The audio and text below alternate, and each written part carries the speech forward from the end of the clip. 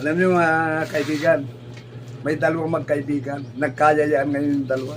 Sabi pare, mga ahoy tayo doon sa gubat.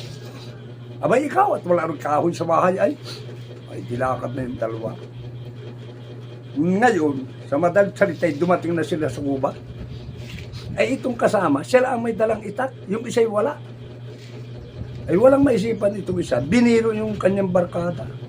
Sabi pare, tumahay ka. Apat pare ako, apatayin mo, hindi naman ako napapatay. Basta tumahay ka pare. Ay, ba't ka ako apatayin mo, hindi naman ako napapatay. Ay, di subukan mo, wag kang tumahay. Kita mo ito? Subukan mo, na wag kang tumahay. At tagay din, At tagayin ka ngayon. Hindi, yung isa na pilitang tumahay, talagang dagis na ipawisan na, yung pag naman hindi napapatay. Naku, sa madalit salita mga kasama, napatay ngayon. Isabi ng barkada niya, ano ka na pare? Nabiro talaan naman ano ka na.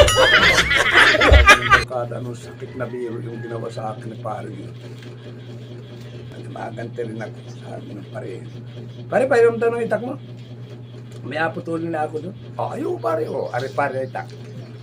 Naku, nung hawak na nung isa, pumisto na rin pa, sabi doon pare, kaya na yung tay ko. Huwag mong Pag hindi subukan. mo kinanya, Masisira ang buhay mo. itak ito, Oo. yari ka dito. Oo. Sabi ko, huwag naman pare, nabiro talagang kanina. Ang nabiro? Pinatay mo ako nang wala sa oras. Oo. Sakit na sakit yung pit ko. Kandadagis na ako. Oo. Kain na yan.